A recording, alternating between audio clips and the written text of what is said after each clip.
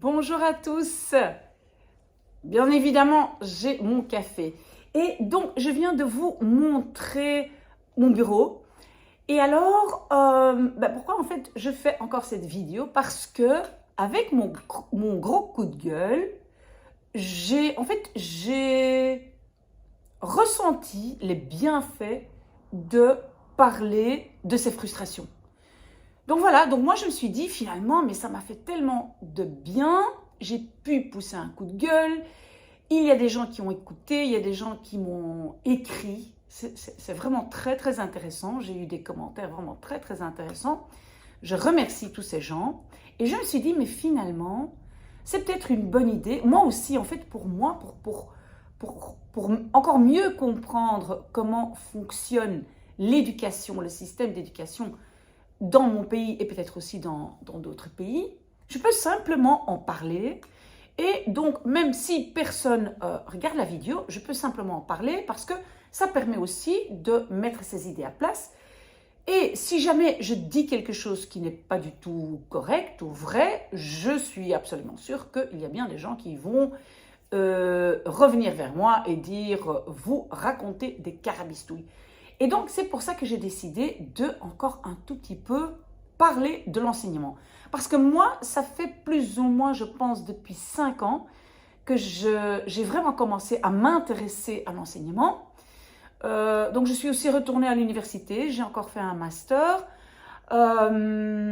J'ai surtout parlé avec beaucoup de personnes, avec des professeurs à l'université, qui sont spécialisés en tout ce qui est pédagogie, éducation. Je parle avec énormément d'élèves, parce qu'il y a beaucoup d'élèves qui, par ma chaîne YouTube, me contactent et qui parlent avec moi, qui racontent ce qui se passe dans leur école ou ce qui se passe même chez eux à la maison et pourquoi c'est difficile. Je parle surtout aussi avec beaucoup de professeurs. Il y a des professeurs qui ont beaucoup de choses à dire. Je parle avec des parents qui parfois sont un peu perdus parce que le paysage de l'enseignement en Belgique est tellement complexe, tellement compliqué, et qu'on se rend compte que même dans l'enseignement, c'est quand même un très très gros avantage d'avoir de l'argent et de pouvoir payer des services de tout le monde pour que son enfant réussisse, etc. Donc, en fait, j'ai parlé aussi avec des directeurs, un ancien directeur qui a énormément de choses à dire, un ancien directeur d'une école à Bruxelles.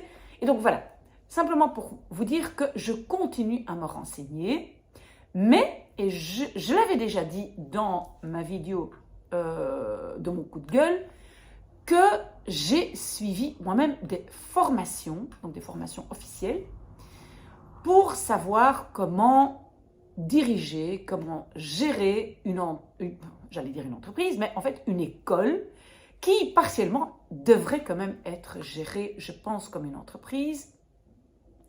C'est-à-dire qu'on doit aller, moi je pense, vers plus d'efficacité. Je sais qu'il y a beaucoup de gens qui vont dire oui, mais ici, c'est l'avenir de nos jeunes qui est en jeu, ce n'est pas comme une entreprise. Justement, je pense que si on avait un esprit un tout petit peu plus comme une entreprise, c'est-à-dire être efficace, être obligé d'être efficace, je pense que voilà, on pourrait faire des bonnes choses. Bref, mais de quoi est-ce que je vais vous parler aujourd'hui? Et désolé, je prends d'abord un tout petit peu de café. C'est très très chouette de discuter avec vous et de prendre un café en même temps. J'espère vraiment de pouvoir vous recevoir ici chez moi et de vraiment pouvoir discuter avec vous. Et ceci dit, avant de continuer, je sais que je n'arrête pas de m'interrompre moi-même, mais je veux remercier donc ces deux femmes merveilleuses, les Jujuques, qui m'ont déjà apporté des très très beaux textes à traduire en néerlandais, mais qui m'ont envoyé une vidéo où elles parlent en néerlandais, et j'ai l'impression de les connaître. Donc voilà, si vous voulez faire ça aussi, fantastique. Si un jour vous voulez venir me voir, discuter avec moi, vous êtes les bienvenus. Je vais réfléchir, peut-être je dois faire une permanence, être ici dans mon bureau un certain moment, un certain jour pour pouvoir discuter. Mais bref, j'arrête de m'interrompre moi-même. Et donc, de quoi je veux parler aujourd'hui? C'est donc de cette formation que j'ai suivie et où il y avait un module qui s'appelait pilotage. Et on parlait de ce fameux plan de pilotage. Je ne sais pas si vous avez déjà entendu parler de ce fameux plan de pilotage qui fait donc partie du pacte d'excellence parce que donc on a quand même, il semble, la volonté d'aller vers plus d'excellence dans notre enseignement. Et donc, j'ai suivi cette formation où on a parlé du plan de pilotage et j'aimerais bien quand même parler un tout petit peu de ça. Alors, quand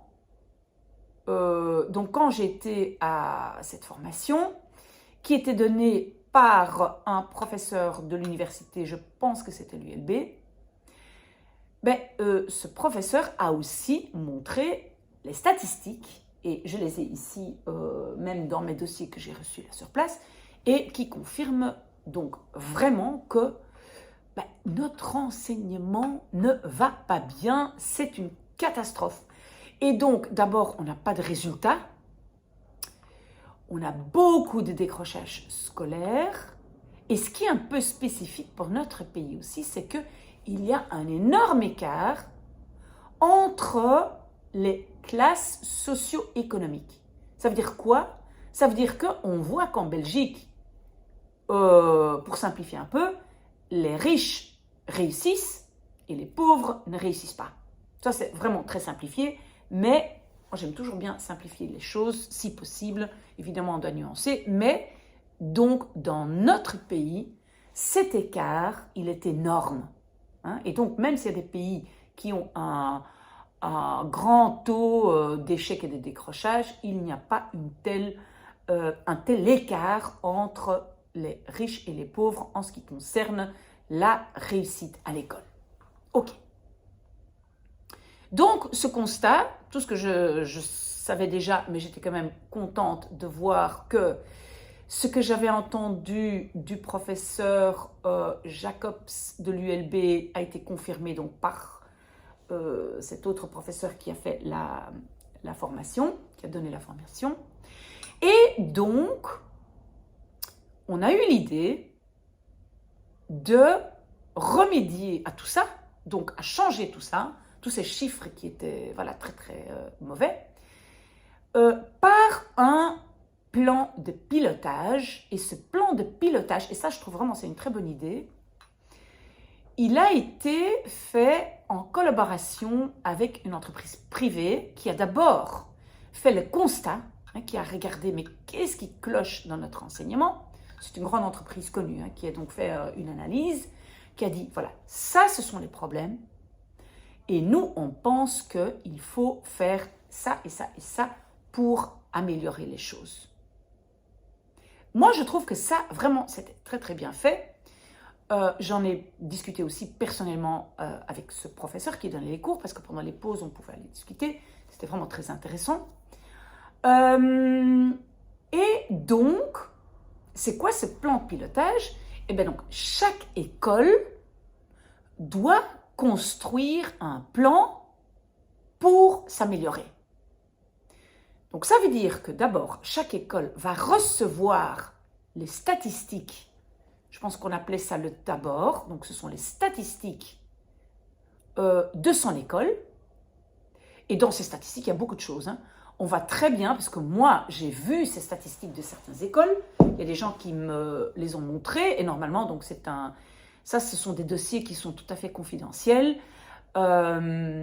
Mais donc moi, j'ai pu voir des statistiques de certaines écoles, et donc on voit bien que on va dire, il y a autant de garçons, autant de filles, il y a les options telles, il y a autant de réussites dans une telle année ou un degré, il y a autant de professeurs qui quittent l'école après X années, bref, l'analyse, donc les statistiques d'une école. Et je dois dire que c'est très très intéressant parce que moi, je n'ai jamais entendu, avant d'avoir entendre parler du plan de pilotage, des statistiques, qu'une école regardait ces statistiques. Mais bon, c'est comme je dis, moi, ça fait seulement 5 ans que je m'intéresse un peu à tout ce qui se passe dans les écoles. Et donc, chaque école regarde un peu, ah ben voilà, ça cloche chez nous. Et alors, on doit vraiment essayer de distiller, on va dire, je ne sais plus si c'est 3 ou 5 éléments à améliorer. On pourrait dire, par exemple, le bien-être à l'école. Parce qu'en fait, oui, et ça, je vais vous dire, parce que, donc, on parle donc les analyses et les objectifs à mettre en place suite aux statistiques. Désolée, d'abord, je prends un peu de café pour mieux formuler mes phrases. Donc, en fait, qu'est-ce qu'on aimerait améliorer? Ben, on veut... Donc, je pense qu'il y a 7 objectifs qui sont très importants. Et les écoles vont devoir élaborer des stratégies justement pour améliorer ces objectifs. Et donc, on parle de l'amélioration des savoirs et des compétences. C'est tout à fait vrai. Donc, les résultats des élèves ne sont pas bons. Et souvent, on voit aussi qu'ils n'ont pas suffisamment de compétences justement pour démarrer dans la vie réelle, sur le marché du travail, mais ça, pas seulement sur le marché du travail, aussi pour entamer des études supérieures. Je sais que j'ai suivi des élèves d'une certaine école où finalement il y en a plein qui ont entamé des études supérieures et que personne, pas une personne a réussi. Hein. Donc voilà, donc améliorer les savoirs et compétences. Donc on doit quand même avoir un bagage quand on quitte l'école, parce que ça aussi c'est pas évident, c'est pas parce qu'on vous donne un diplôme qu'après vous avez des savoirs et compétences. Dans certaines écoles oui, dans d'autres pas, certaines options oui, d'autres options pas, ça dépend de beaucoup de paramètres. Ok. Alors, on veut aussi augmenter la part des jeunes diplômés de l'enseignement secondaire. Donc aujourd'hui, on n'a pas suffisamment d'élèves qui réussissent. Donc ça veut dire qu'en 6e ou 7e secondaire, ça dépend si vous êtes dans le général technique ou dans le professionnel. Dans le professionnel, vous devez faire une 7e année pour avoir votre fameux CSS. Mais donc, les diplômés de secondaire, il n'y en a pas suffisamment. Il y a énormément d'élèves qui sont en échec et qui finalement se retrouvent, on va dire, dans la nature et qui n'ont aucun aucun diplôme. Et je peux vous dire, là où je suis ici, ces jeunes, je les vois souvent ici à ma fenêtre, je discute souvent avec eux, ils sont dans des écoles et puis finalement ils décrochent et finalement, bref, je discute avec eux et c'est vrai que il y en a plein qui n'ont pas de diplôme. Ok, donc ça c'était le numéro 2. Alors le 3e objectif, c'était donc réduire les différences entre les résultats des élèves les plus favorisés et les moins favorisés d'un point de vue socio-économique. Et donc ça, voilà, c'est justement ce que je disais. Il y a trop de différences. Pour le dire d'une façon simple, les riches réussissent et les pauvres ne réussissent pas. Très simplifié, mais bon, ça c'était le 3.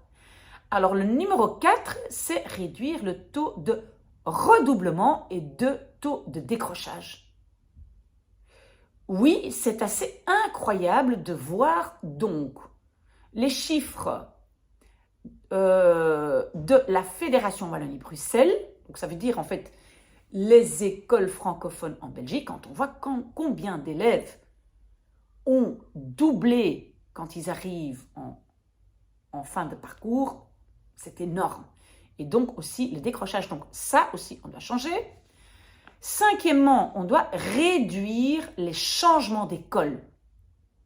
Parce qu'aujourd'hui, les élèves changent d'école parce que, à cause de toutes sortes de raisons, toutes sortes de raisons.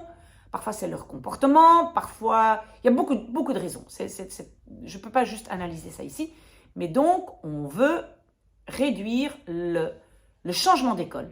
On veut que les élèves restent plus ou moins dans la même école, ou peut-être maximum 2 écoles, mais pas changer tout le temps. Alors, le numéro 6, et donc j'en ai 7, donc j'ai presque fini, c'est l'inclusion des élèves à besoins spécifiques. Donc ça veut dire l'inclusion, et ça fait vraiment, vraiment peur aux écoles. Pourquoi? C'est parce qu'en fait, on sait que l'enseignement, notre enseignement, quand je dis notre, c'est vraiment Fédération Wallonie-Bruxelles, l'enseignement est très très cher, on a dépensé beaucoup d'argent, on n'a pas eu de résultats. Et qu'est-ce qui coûte? Quelles sont les écoles les plus chères? Ce sont les écoles spécialisées. C'est le spécialisé, là, où on a des classes plus petites, où on a plus de moyens pour s'occuper des élèves. Mais aujourd'hui, on veut inclure beaucoup plus d'élèves dans un enseignement normal. Et je sais que là, il y a beaucoup de professeurs qui rouspètent parce qu'ils disent, nous, on doit les accueillir dans notre école et on n'a pas les moyens, ça demande beaucoup plus de travail, etc. Mais donc, on demande plus d'inclusion. Et alors, le numéro 7, c'est le bien-être donc le bien-être à l'école et l'amélioration du climat scolaire. Donc, on veut vraiment que et les professeurs et les élèves se sentent mieux à l'école parce que, ça non plus, ce n'est pas le cas. On pourrait croire, on pourrait penser, oui, bon, ils n'apprennent pas grand-chose, mais peut-être quand même, c'est chouette à l'école et c'est quand même une expérience enrichissante. Même ça, apparemment, ce n'est pas le cas. Donc, ce plan de pilotage, les écoles doivent faire une analyse et après, ils doivent dire, nous, on va travailler sur ça, ça, ça. Donc, ils ne doivent pas travailler tout de suite sur les 7 éléments. Je pense qu'ils doivent choisir 3 à 5 objectifs. Et de là, ils doivent donc déterminer, mais quelle stratégie, comment est-ce qu'ils vont faire pour changer ça? Comment je vais faire pour qu'il y ait moins d'élèves qui doublent? Comment on va faire pour que les élèves et les professeurs et tout le monde se sentent mieux à l'école? Donc, les écoles doivent élaborer des stratégies.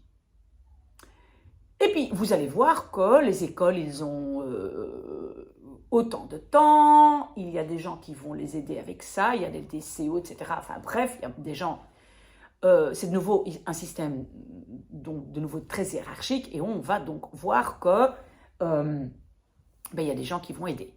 Et alors, donc, ils vont dire, ils vont évaluer, est-ce que nous avons atteint notre objectif? Si on atteint l'objectif, on doit mettre d'autres, on doit décider de mettre en avant d'autres objectifs avec d'autres stratégies, etc. Si maintenant je n'ai pas atteint mes objectifs, j'ai encore un certain temps pour quand même le faire, et puis encore un peu de temps, et si jamais ce n'est pas le cas, on a certaines sanctions, et puis après un certain temps, mais je peux vous dire, je pense que c'est après, je ne sais pas, 6 années, que peut-être l'école va avoir moins de moyens pour fonctionner, etc. Donc, il y a vraiment des sanctions. Donc, quand moi j'ai vu ce plan de pilotage, je me suis dit, l'idée est vraiment bonne. L'idée est bonne. On va pouvoir améliorer les choses. Et donc, c'est comme je dis, j'ai discuté avec ce professeur, j'ai discuté avec plein de gens qui étaient dans la formation, qui étaient déjà directeurs et qui pouvaient me donner des informations un peu plus concrètes.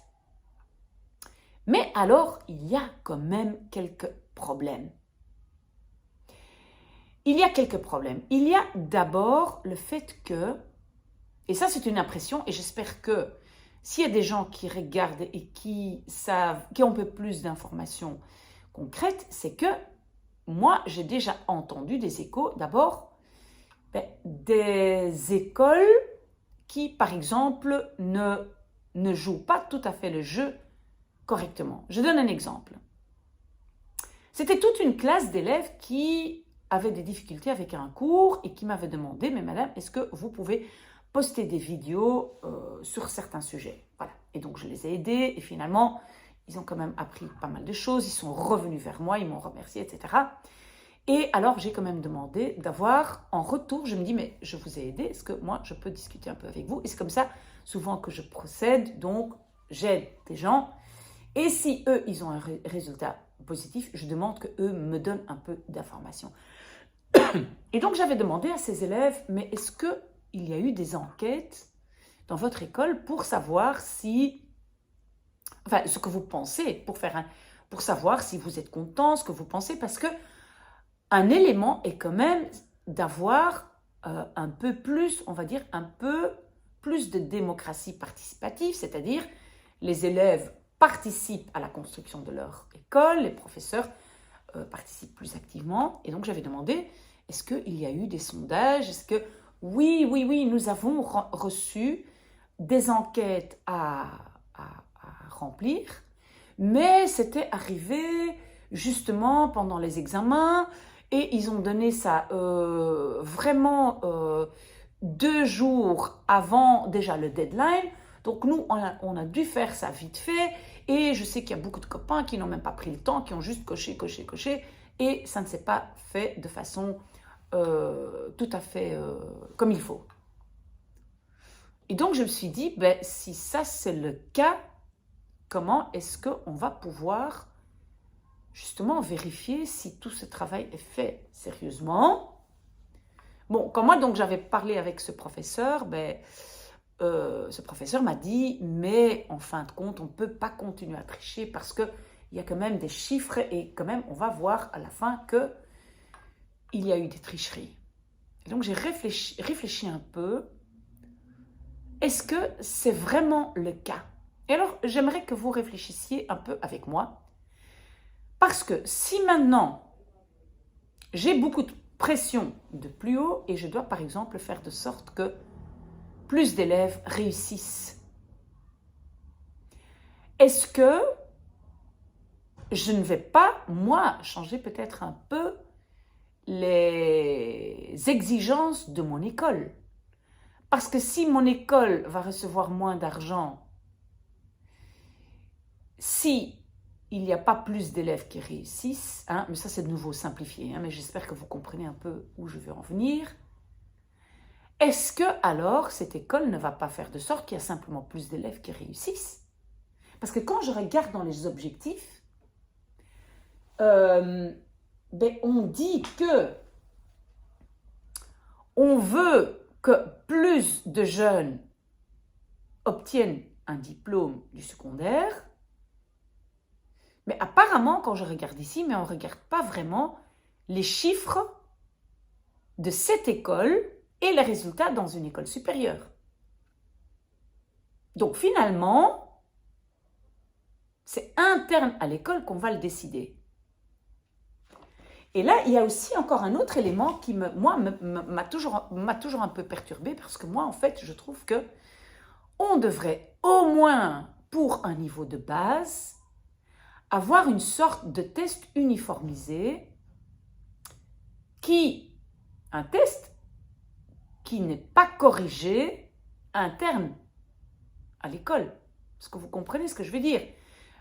Parce que si moi je suis professeur et moi je dis je dois avoir au moins 60% de réussite dans ma classe et c'est moi même qui corrige les tests, je ne sais pas, qui va vérifier si je le fais de façon correcte? Donc moi je pense, il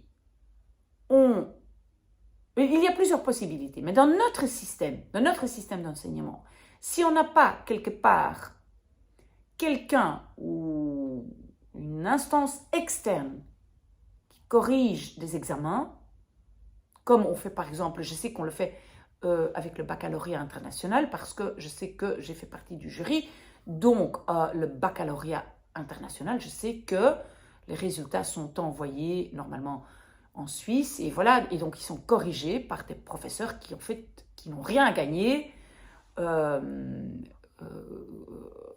la réussite d'un élève, donc voilà, qui corrigent et qui ont des grilles de correction très détaillées.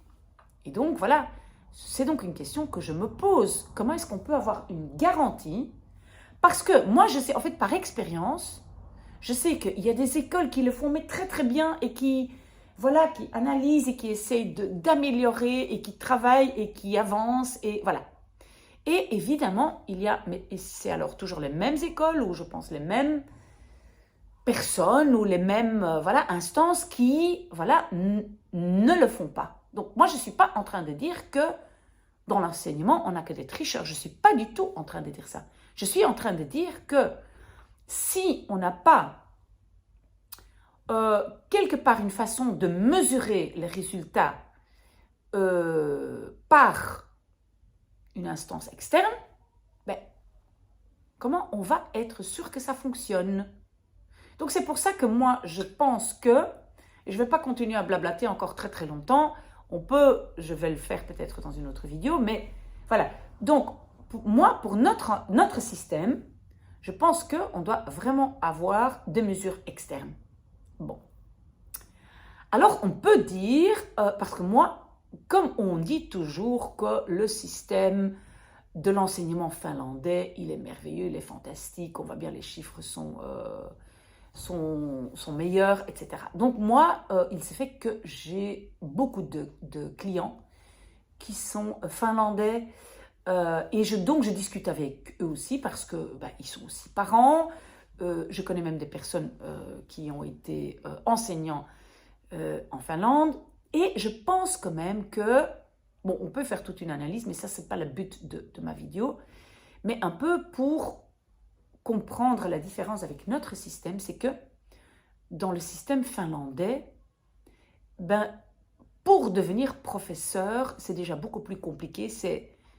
Moi, j'ai l'impression, quand on m'explique ça, c'est un peu comme devenir chirurgien. D'abord, on fait des études de médecine, et puis quand on est vraiment, on va vraiment trier les meilleurs des meilleurs pour faire des spécialisations, et puis chirurgie. Donc voilà, ce sont des gens qui ont déjà dû faire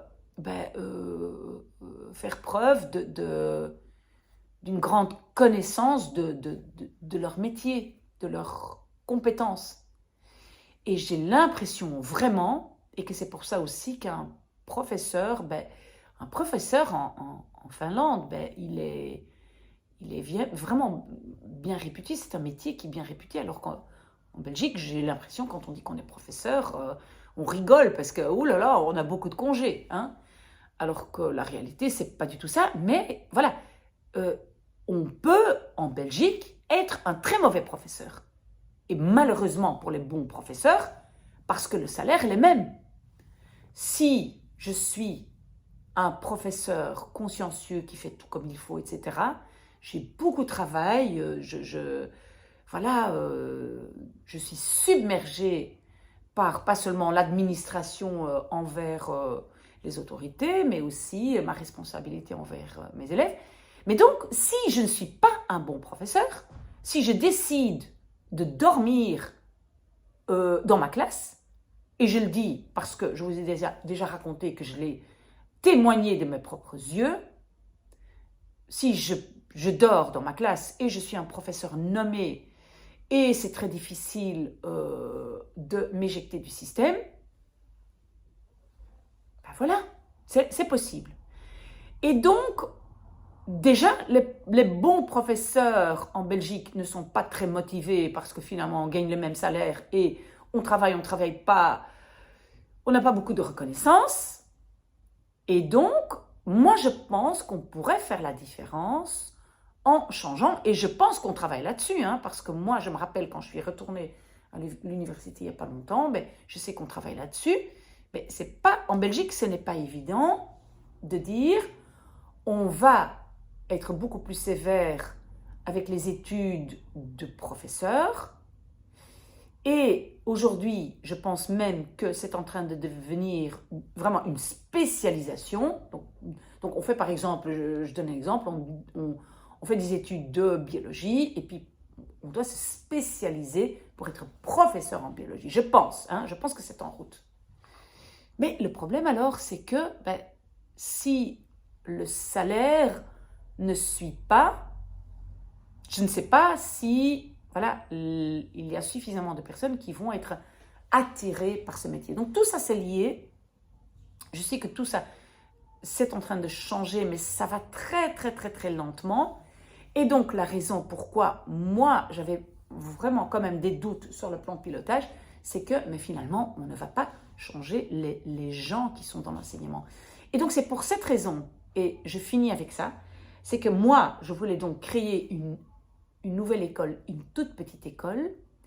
J'ai déjà des professeurs qui veulent travailler, si jamais il y avait une petite école, des professeurs qui veulent se donner à 100%, mais qui attendent de moi, si c'est moi qui gère cette école, qui attendent de moi que j'allège leur travail administratif et autres, et qu'ils puissent vraiment bien s'occuper de leurs élèves. Des gens donc, en qui moi je crois, que je connais personnellement, et qui seraient intéressés à travailler justement dans cette nouvelle école. Parce qu'on doit vraiment, vraiment, vraiment aider nos professeurs qui sont en place et qui sont des bons professeurs. On doit faire quelque chose pour qu'ils aient moins de travail. Ils sont simplement submergés. Voilà. Ok, beaucoup de choses à réfléchir. J'espère que si vous avez des idées, mais revenez vers moi. Même quand vous dites que je suis complètement à côté de la plaque, j'accepte, je vais faire des recherches, je fais tout le temps des recherches, je continue à me renseigner et ça me fait vraiment plaisir si vous aussi vous apportez des éléments. Et voilà, je pense, c'était suffisamment pour aujourd'hui. Je prends encore un peu de café et je vous souhaite un très très bon dimanche. À bientôt. Au revoir.